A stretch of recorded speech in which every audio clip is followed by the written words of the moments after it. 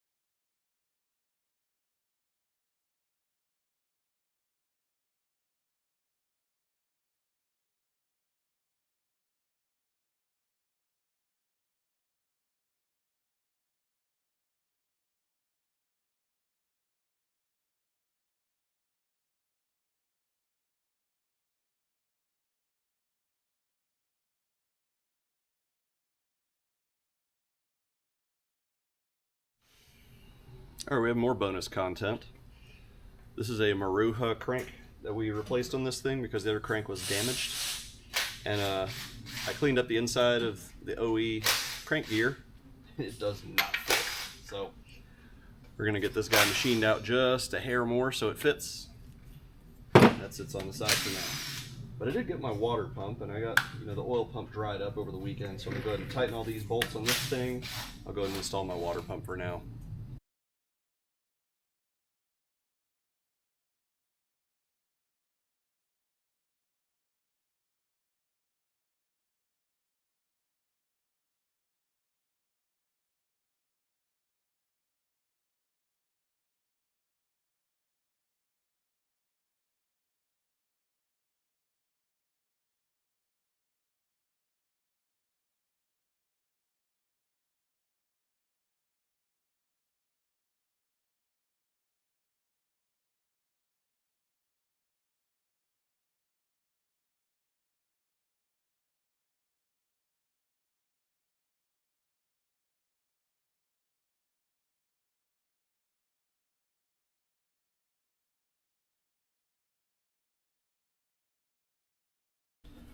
Someone went nuts with the RTV on this guy.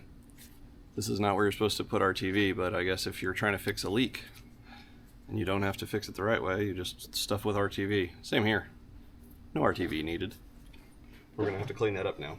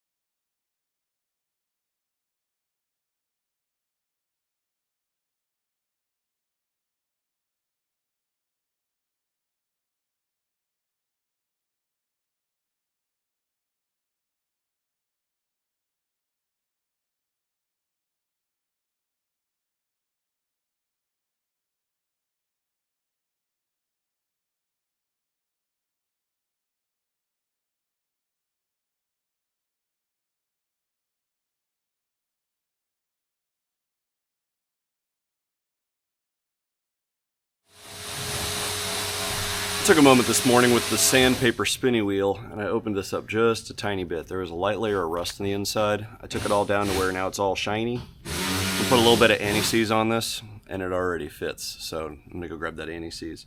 But now at least we can time it. Also, because this has adjustable cam gears and it's a BP4W, it doesn't have the sensor on the front. The customer had cut off the front, so we can adjust these cam gears at any time. It's kind of a fun detail. We can actually install the cam. We can actually install the valve cover now instead of having to wait until we're finished with the timing. Kind of cool.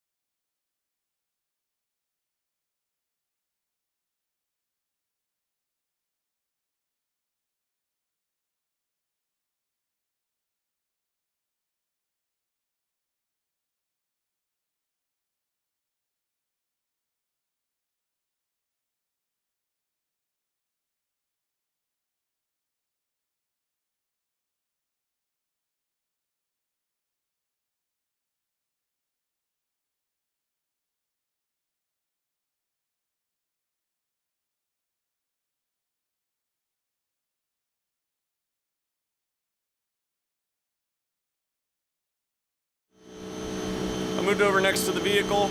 I I'm not going to do the entire install on video, but I'll at least do a good bit of it. Yeah, motor's pretty much ready to drop in. I figured I'd go and knock a bunch of stuff out while we wait on a couple of other things to come in, because I'm taking this project over from a former employee, so I need to see where everything is, as well as what other details we may have missed in the build scope initially. Because initially we had one scope, and then things changed when we got the motor apart and saw that it needed a lot more work. The customer decided to upgrade a lot more things, so an example is that I'm going to recommend a radium fuel rail, because he decided we're doing a skunk intake and we're doing an upgraded set of injectors, and he still has a stock fuel rail, so probably put a radium in here, yeah. Anyway, so let's continue on.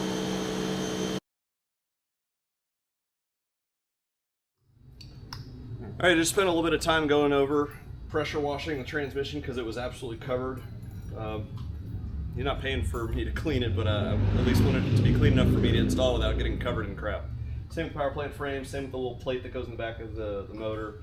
And I put a chain in the motor, I'm ready to drop it in. Over here behind the camera, you can't see, went in and organized all the parts for this thing. So I at least got all those bags organized and what they say. But we were going to be installing a skunk manifold. Customer supplied us one. The box said it was for an NA Miata. We opened up the box, and it's a K-series intake manifold, which is really curious. So we're going to order one of those, the correct ones in, and then we'll get the rest of this stuff done. Meanwhile, like I said, I'm going to go ahead and drop the motor in, start connecting stuff, get progress moving on that. So I'm up here on Christmas Day getting some more work done on this car. Got the transmission and the motor in, got a whole bunch of other stuff hooked up, but I'd like to show off this header before I get it in there. Got this thing ceramic coated over at Coatings by Coats. It's my buddy Scott that used to work with me back in oil field days. Then we both went off into automotive. But we're gonna install this beauty. This is the header that was already on the car, but now ceramic coating. This is a giant mess over here, and I had to untangle a bunch of stuff, but now all the wires are routed as they're supposed to be OEM. All the clips are in place on the transmission, etc. Starter as well. And we have some wiring over here. We're gonna wait on that intake manifold to come in like I mentioned. We have a K-series manifold for some reason. I had to replace out this bolt. As you guys probably know, these things always go missing or they break. Well, there wasn't one, so I can only assume it was broken or missing in the first place. If you didn't notice earlier in the video, I painted all of these tangs yellow, so now they're easy to see. I replaced the AC O-rings, installed the AC compressor. Obviously, the header is installed. Check this out. I don't know if this is a chafe mark or a burn mark, but that coolant hose has a mark on it, as well as this is the speedo cable, I believe. The speedo cable has seen better days as well. Looks like it's been torched. Let's see. There's a new O-ring on the bottom of the dipstick. You'll notice the EGR is blocked off on this guy, and we've ported out the valve cover with, this is a quarter NPT and this one's half NPT. And we're going to route those off to the catch can. Hopefully that catch can is enough for this system. I believe it was enough for the last one we built that was very similar to this, but we'll have to see in testing. I've made myself a checklist and I put it here on the car so I can start checking things off, because this is all that remains on the list. So within the grasp of things that I can do before parts come in, part of it was poured out the IACV. So if you're familiar with these skunk manifolds and throttle bodies, the throttle bodies usually need to be ported out. Otherwise, the tuner's going to have a lot of issues with maintaining a steady idle. We've had the issues on other cars as well.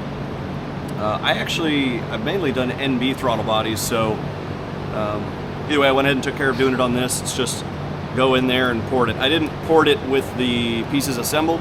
I ported this one, and then I ported that, and then I stuck them together, and it looks like I just opened it up a bunch. So hopefully we don't have to take this back apart later and port it more. See, we got the spark plugs in, we got the supercharger belt in. This is the 52-inch one, I believe. It's the 520. And then let's see, I routed a bunch of these wires. I figured out where a bunch of these wires go. Like I said, I'm just figuring out the wire mess going on here. So I managed to make this look a little bit nicer. I extended the wire that goes to the power steering pump so I could run it over the top with this other wire that goes all the way back here. It looks like they had added in the wire they had added this segment in here for a crank sensor. So that runs over here to over there to back there. It looks like at some point they had wired in a wideband into the factory harness because that's what was in the car, but then there's another wideband. Hopefully that wasn't redundancy. Hopefully that was something that was updated, because there's a wideband gauge on the dash. Worst case scenario, I just run the wire to mega squirt, and then we just have direct signal from that. So got that bundle of wires here. Let's see. I ran into something interesting here. So normally I bought injector dynamics before.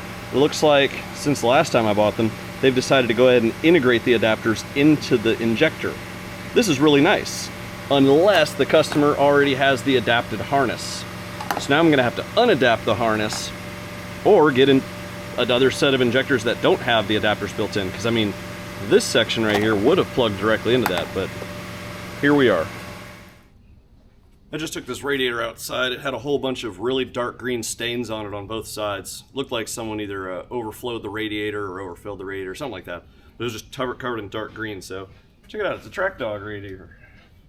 Also, it looks like someone painted the car while this radiator was installed, so that's cool. I would be installing the radiator now, but we are missing the C-clips for the pins that go down here, so when they come in, hopefully later today, I can do that. I spoke with the customer about doing a couple of upgrades.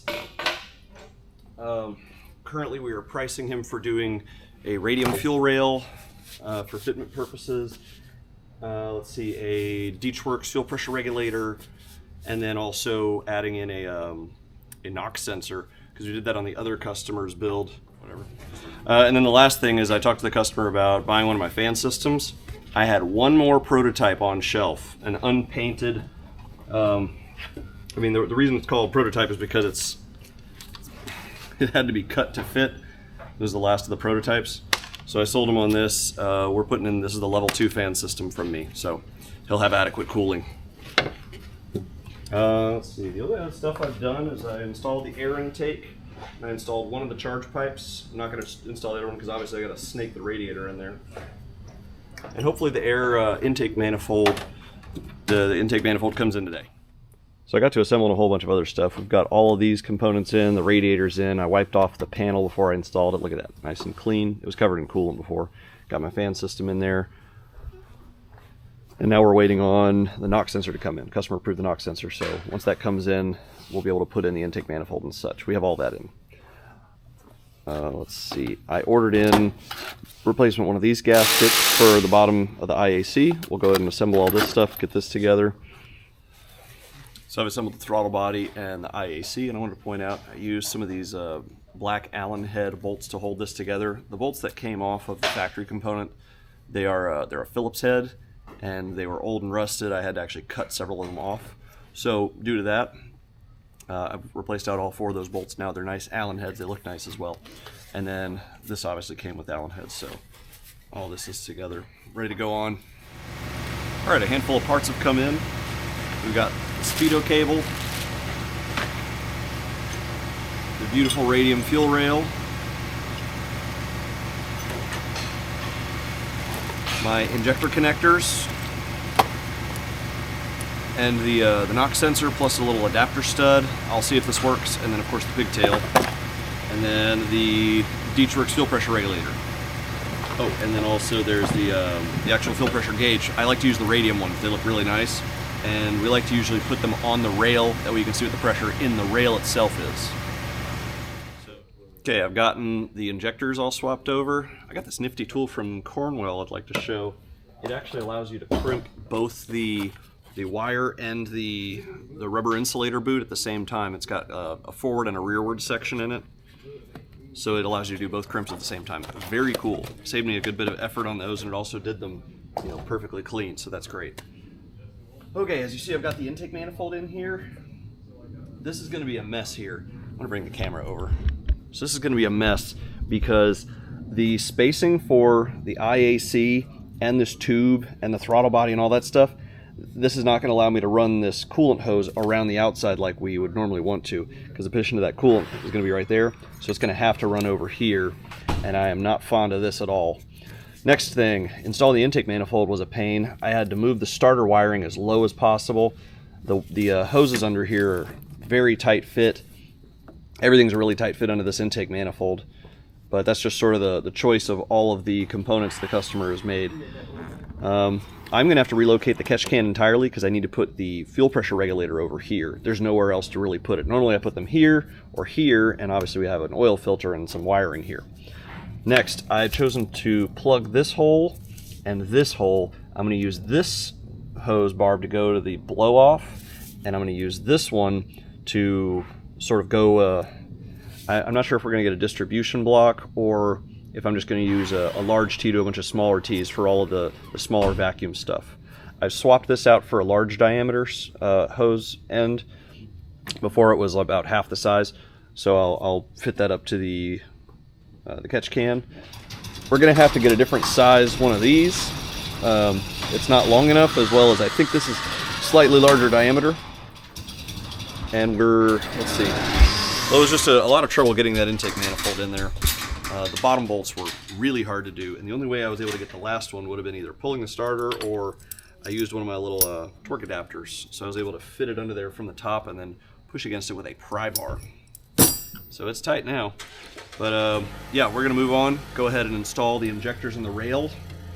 Let's see if I can show. I already put the fuel pressure gauge on here. Looks really nice. I have one fitting over here. I think I'm gonna order in a fitting for this so I can get the hoses at least going sort of out of the way instead of, I don't want everything to run over the intake manifold. Just printed out a new copy of the list. So this is what's left on it. Got the fuel rail in here. The injector pigtails allow me to run these wires a little out of the way. I don't know where the sensor connector is for the TPS because, well, there's no wires around here that connect to it. So I'll need to see if there's some sort of extension that I'm missing or is tucked away. Okay, so just after I got back from lunch, I was redoing all the wiring up here, moving it around. And then I was like, oh, I need to move this wire over, and then I just snapped off the back of that coolant temperature switch in the back of the head. So I disassembled the heater core hoses, and I had not put the speedo cable in just yet, thankfully. So now I have easy enough access in order to replace that out. And I got my replacement in. I'm gonna go throw that in. Yeah, and the last one, it just snapped this end off. So. Meanwhile, I have connected over one silicone hose here. I'm about to start connecting all the silicone hoses for, it appears I have 3 items that need to hook up. I have the fuel pressure regulator. I presume this one goes to the ECU, and there's another one over here that I'm guessing goes to the boost gauge over there. As you see, the fuel rail's in, it looks nice. I routed the wire for the knock sensor down under. It's not routed into the dash yet, but I at least need to route it under so it's hidden under all this stuff. The fuel pressure regulator is mounted in here. I only have 90s and straights for my PTFE lines, so I'm ordering in a 60. I guess I just ran out of those. I'm gonna run a 60 off of this so I can tuck it down and under some of this stuff, get it out of the way. We got in our new catch can and we hooked up the lines, made a little L bracket, hung it over here. So these 2 lines run over there. That's all happy. Then over here we have the hose hooked up. Tony managed to find a piece that we had on shelf that was actually a 90-ish. So this is actually a curved piece. It's not the same piece that was there before and bent. So it fits a lot nicer, and that runs over here nicely. Tony shortened up this wiring segment. This used to be running over the cam angle sensor, but apparently it was just really, really long for no reason. But it's actually the TPS.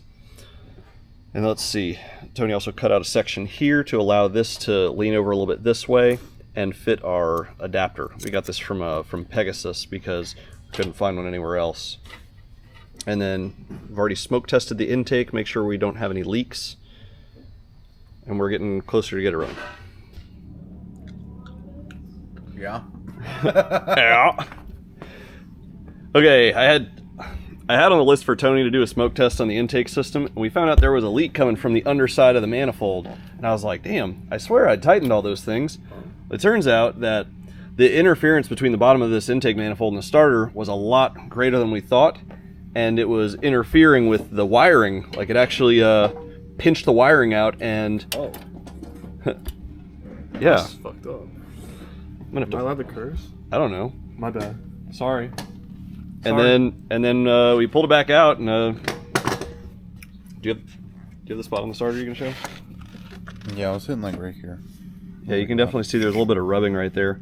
The wiring was a lot more obvious, but Tony extended the wire over around and it still wouldn't fit, so we're getting an NB starter, and we're going to see if that fits better. We're also just running a regular gasket now instead of the skunk gasket. I don't know, the material of that skunk gasket's really thick and squishy, so it was really hard to get it even after I had done a tightening round twice on them. Tony came back and found a loose bolt or two. So it's been a while, and I forgot I was vlogging this thing, so we missed a couple of things. I'm gonna go over what's going on. This car's been sitting in the corner. We worked on a bunch of other projects, so just pushed this to the side. Customer came by a couple of times, tried to figure some stuff out, and I had a buddy of mine come down from Dallas, and he took apart the Mega Squirt. He did a bunch of testing on it, and we found out that there were a lot of electrical problems, and there was a lot of apparently like rust on the board. So this must have been a problem from before, as the car's just been inside the whole time it's been here. But we sent the computer off to Mega Squirt, DIY Auto Tune. They fixed it, sent it back, or they replaced one of the boards, the Pro Mod board, they said. They sent it back to us, and the car runs now. Just car runs, everything's great. So we're at the process now where we're getting everything set up. And then let's see, yesterday we were having some issue with the car acting a certain way, and there was some issue with continuity of one of the circuits. We ran across one of the connectors under the dash was pinned incorrectly.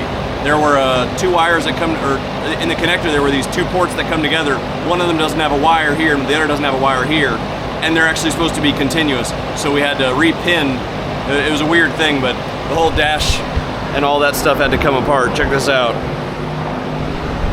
A lot of wire tracing nonsense had to go on in here, and Tony had the whole underside of the dash out. It's all in the trunk right now. But the good news is the car runs, and we're about to do first oil change. We're setting the ignition timing, setting the idle, and then we'll be able to send it off for tuning.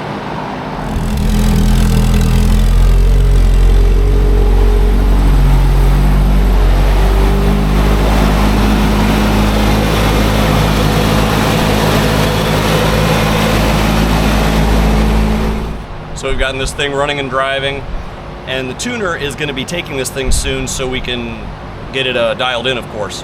Now, when the tuner goes to tune this guy, it has adjustable cam gears. So part of the deal is he goes in, he makes adjustments to see if he can improve the performance, right? So one of the things is, since we have aftermarket cams and we have aftermarket pistons, we want to go ahead and check clearance on this. So what we're going to do here is, I've got the motor sitting at TDC already, and I've loosened up the nuts on the front of these adjustable cam gears. I've pulled the spark plug as well. I'm gonna get my bore scope, I'm gonna stick it down in there. We're gonna see where the valves are in relativity to the piston using the side camera on the bore scope.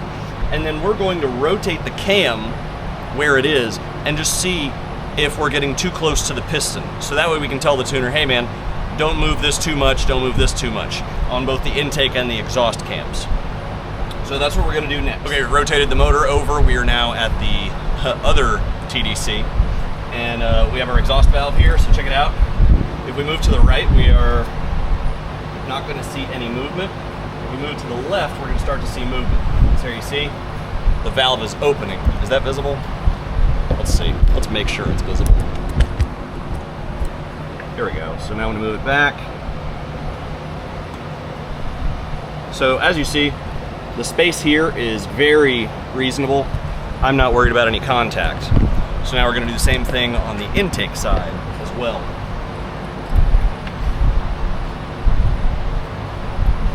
Also, it's important to note, whenever you have these guys, they have fine markers right here that help you know how many degrees you've rotated it, how much advance you've put. So I can always put this back at 0, which is what I'm gonna do now, since that's where we're set to run. So I'm gonna line up my marker on 0, which is right there.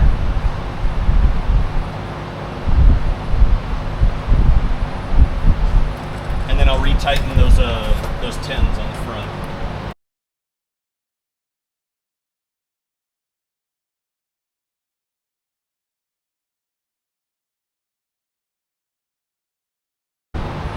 All right, now we're looking at the other valves. So this is the intake valve, and we're going to be looking for the contact here.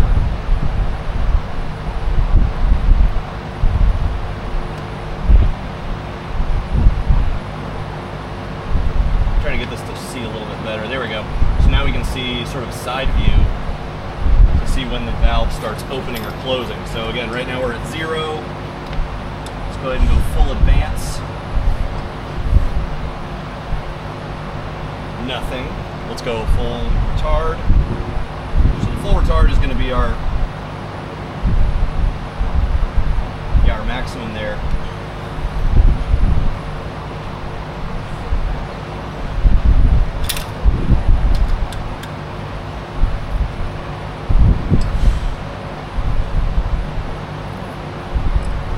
So it looks like the full sweep is going to be safe on this.